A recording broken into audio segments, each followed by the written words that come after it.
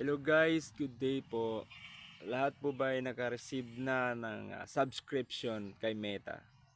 So ano ba yung benefits ng subscriptions? At paano tayo kikita dyan? Okay, yung subscription is kikita ka lang kung may magsa-subscribe sa'yo, or then nakadepende rin sa'yo kung magkaano yung ilalagay mo monthly. Pero yung naka-subscribe naman is meron ding benefits, meron siyang benefits sa'yo kasi priority mo siya, kaya pwede siyang mag-request kung ano yung gusto mong i-topic doon sa videos. So yun ang kagandahan ng subscriptions.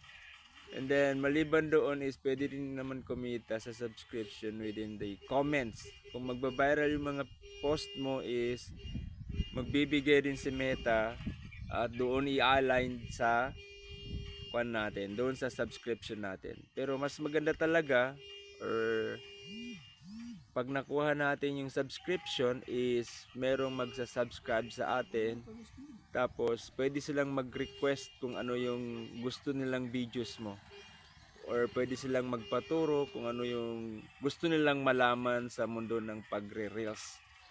So akin kasi is under review pa kasi may violation tayo. So I think yung pagbibigay ni Meta is by batch din, di ba? Nung nagbigay si Meta ng subscription is halos lahat ng mga small content creator is binigyan ni Meta. Hope na next na yung ads on reels sa mga wala pang ads on reels.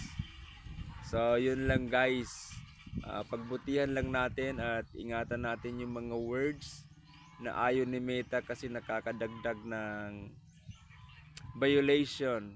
So sayang yung earnings natin. Kasi yung akin guys is na-ban, ay na-restricted yung earnings ko. Actually hindi pa naman marami kasi sa bonuses lang. Nasa $2 to $3 pa lang yun. Ibig sabihin nasa 100 plus pa lang yung kitaan doon. So dapat din natin ingatan yung mga videos na hindi sa atin. Huwag natin i-upload.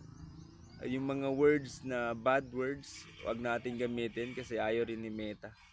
So yun lang guys, congratulations sa nakakuha ng subscriptions for this month of April. Month of April, halos maraming binigyan si Meta ng subscription. So suddenly yung sa akin sayang kasi na-restrict yung subscription ko. And then under review pa. Siguro mga nasa 1 to 2 weeks pa bago mawala yung violation natin. So yun lang, maraming salamat po.